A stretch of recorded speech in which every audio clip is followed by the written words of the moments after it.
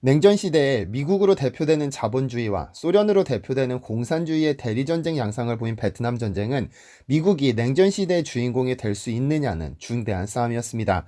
자본주의를 대표하는 미국은 tonkinman 사건을 계기로 직접 참전해 남베트남군을 지원했으나 쓰라린 패배를 맛봤고, 공산주의를 대표하는 소련은 직접적으로 참전하지는 않았지만 1991년 기밀이 해제된 러시아 측 자료에 따르면 소련은 북베트남군의 3천여 명의 비공식 인원을 파병해 지원했다고 알려져 있죠.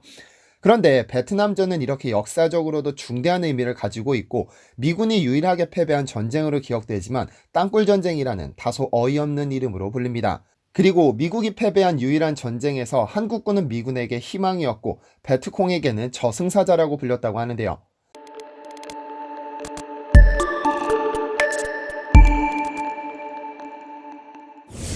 안녕하세요, 디스메털입니다. 베트남 역사에서 가장 존경받는 인물은 단연 호치민입니다. 우리에게는 도시명으로 유명하지만 그는 실존 인물입니다. 한 인물의 이름을 따서 도시명을 짓는다는 건 그의 위상을 알려줍니다. 한국에게 세종이라는 도시가 있는 것처럼 말이죠. 그런데 베트남 남부의 호치민시 외곽에는 베트남이 세계문화유산 등재를 추진 중인 구찌 터널이 있습니다. 이곳은 베트남 전쟁 당시 북베트남 군사조직인 남베트남 민족 해방 전선이 미군에게 치열하게 대항했던 곳인데요. 지금은 베트남의 대표적인 관광지가 됐지만 베트남 전쟁에서 이 땅굴은 미군을 공포에 질리게 만들었던 지옥 같은 장소였습니다. 호치민에서 북서쪽으로 60km 떨어진 작은 농촌마을 구찌에서 농부들이 호미를 들고 땅굴을 파기 시작한 건 1946년입니다. 일본의 패망으로 제2차 세계대전이 종료되면서 한국을 비롯한 대부분의 식민 국가들이 독립을 이뤄냈지만 유독 프랑스는 베트남을 놓아주지 않았습니다. 이에 베트남은 1946년부터 베트남 독립전쟁을 일으킵니다. 이때 베트남 비정규 군대는 프랑스군에 맞서고자 48km의 터널을 만들었고, 1964년경부터 미국이 tonkinman 사건을 계기로 베트남전에 참전하자 북베트남은 1967년에 200km를 더 파서 현재의 모습을 갖추게 됐습니다. 베트남전에서 남베트남을 지원했던 미국은 화력면에서나 무기면에서 북베트남에 비해 압도적이었지만 미국을 포함한 연합군이 연이은 후퇴를 거듭할 수밖에 없었던 가장 큰 이유는 이 땅굴 때문입니다.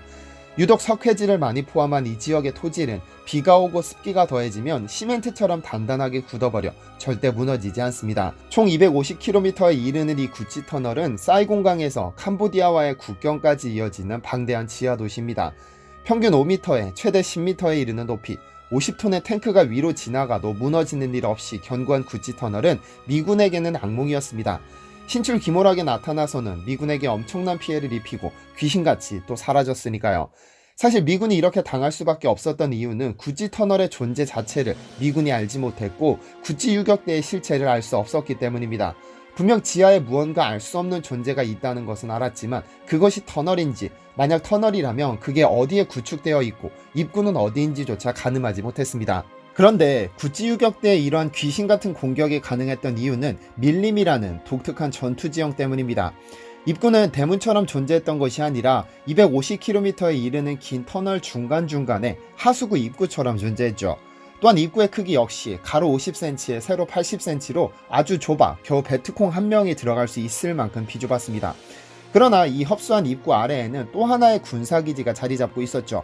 최대 10m 깊이의 땅굴에는 무기고, 회의실, 식당, 침실, 주방은 물론이고 긴급수술을 위한 수술실까지 갖춘 완벽한 요새였습니다.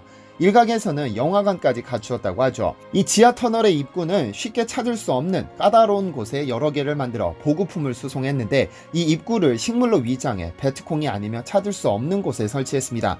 또한 입구 주변에 부비트랩 등 다양한 지뢰를 매설했고 주요 지점에는 위장 통로까지 설치해 정확한 입구를 찾는 것은 불가능했습니다.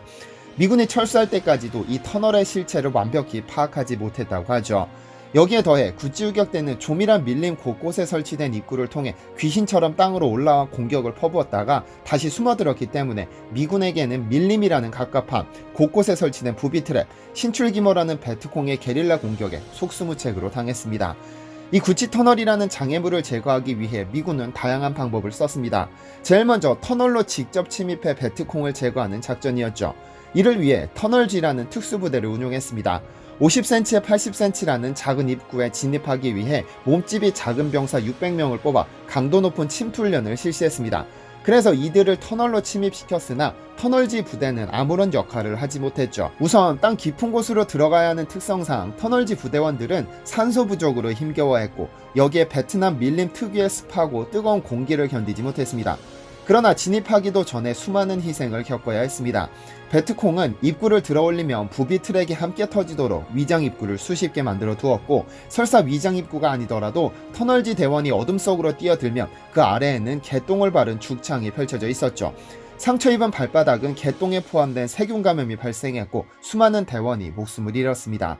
그리고 어렵사리 침입에 성공하더라도 공간이 좁은 관계로 무기 사용에 제한이 있었고, 어둠 속에서 갑자기 베트콩이 나타나서는 기습을 쏟아붓기도 했고, 모퉁이를 돌면 독사가 득실거려 터널지 부대원들에게 땅굴 전투는 공포의 대상이었습니다. 원래 몸집이 작은 대원들을 터널지 부대로 차출했으나 점차 지원자가 줄어들었고, 결국 미군은 독일에서 군견 3,000마리를 들여오기에 이릅니다. 입구를 찾도록 훈련시킨 이 군견은 입구를 잘 찾아내기는 했지만 부비 트랩에 속수무책으로 당했고, 곳곳에 베트남 고춧가루를 뿌려 개들의 후각을 마비시키기도 했는데요. 이렇게 직접 침입하는 것이 불가능하다는 것을 깨달은 미군은 그럼 이 터널 자체를 폭파시키기로 결정합니다. 바로 시더폴스 작전이죠. 1967년 미군은 3만 명의 병력과 화력을 총동원하기로 결정합니다. 헬리콥터가 구찌 터널을 기습적으로 공습하고 지상군은 포위망을 구축했죠. 일주일 동안 이어진 이 공습으로 지하 터널을 제외한 지상의 모든 것을 쓸어버렸고, 공병들은 폭약을 설치해 터널을 폭파하기 시작했는데요. 이 작전에는 총 10,000파운드에 가까운 폭탄을 사용했다고 합니다. 그러나 한 달 가까이 이어진 이 작전으로 겨우 10km 터널을 파괴하는 데 그쳤습니다. 게다가 베트콩은 터널이 파괴되면 호미로 곧장 원상복구해버림으로써 미군의 노력을 무력화시켰습니다. 이래서는 안되겠다 생각한 미군은 모든 입구를 다 찾아내기로 결정합니다. 그리고는 월남전 최악의 공격으로 기억되는 오렌지 에이전트 공격이 시작됩니다. 즉 고엽제라는 추악하고 끔찍한 무기입니다. 미군은 헬기에 이를 잔뜩 실어 밀림을 돌아다니면서 뿌리기 시작했습니다. 이 고화학성 제초제가 뿌려지면 나무든 식물이든 닿는 순간 말라버립니다. 하지만 나무나 식물에만 정확하게 뿌려졌다면 그래도 다행이었겠지만 헬기에서 뿌린 제초는 공격 대상을 가리지 않습니다.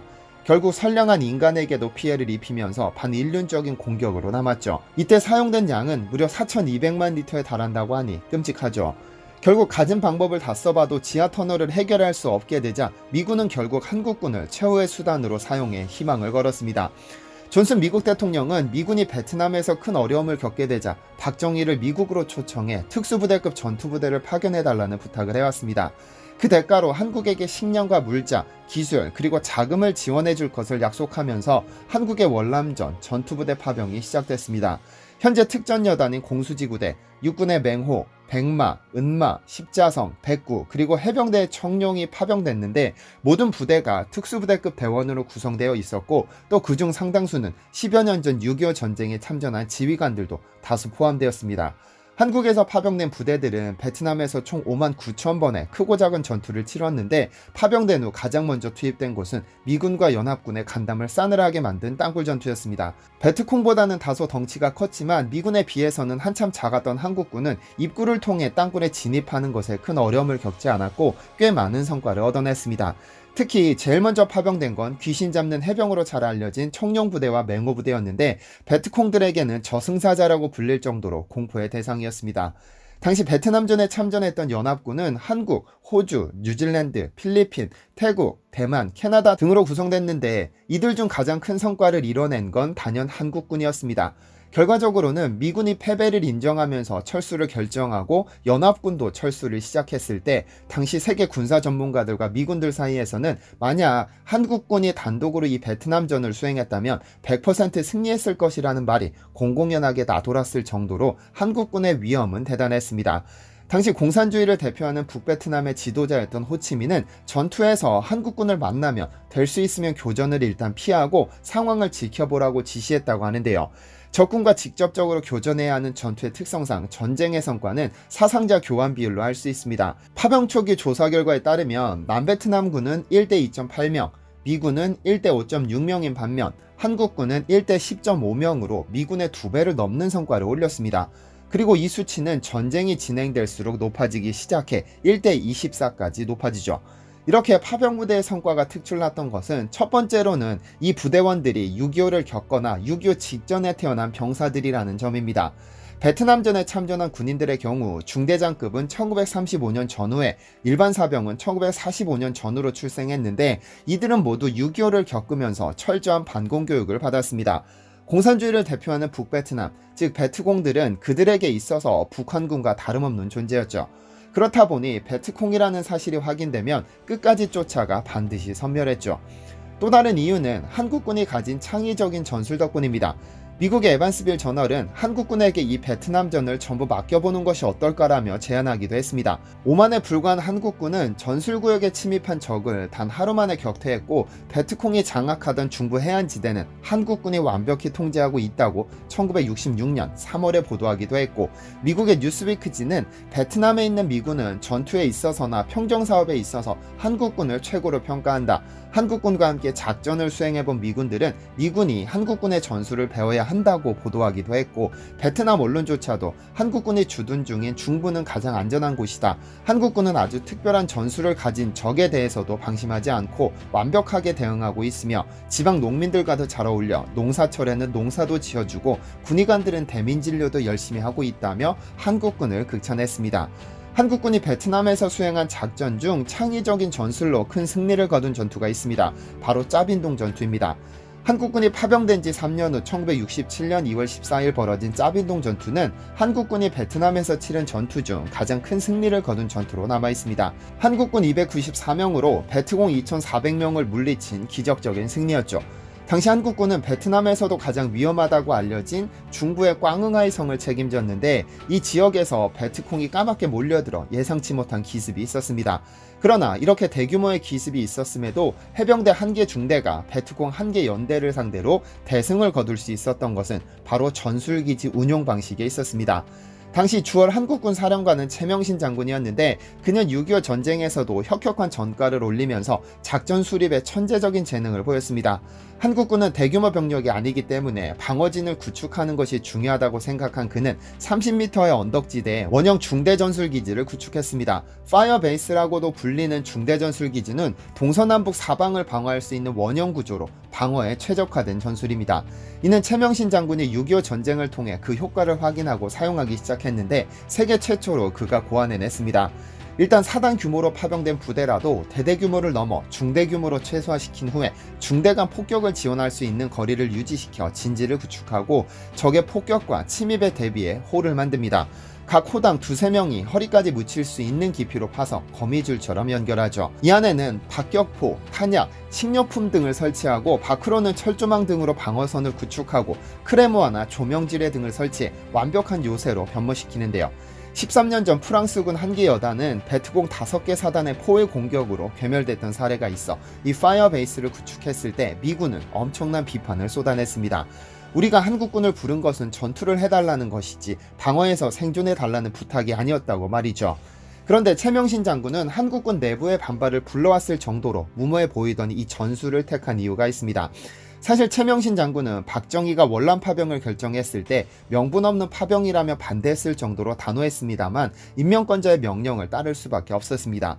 이에 그는 아주 냉정하고 철저하게 한국군의 현실을 파악했습니다. 현재 한국군은 미군처럼 헬기 지원이나 포의 상태가 아주 부족했기 때문에 기동력을 발휘할 수 없었으며 한국군은 전면전에 나서서 베트콩과 부딪히는 것보다는 후방과 중부에서 대민 지원과 치안 유지가 주요 임무이며 베트남전은 게릴라전 위주의 소규모 전투가 대부분이라는 점입니다.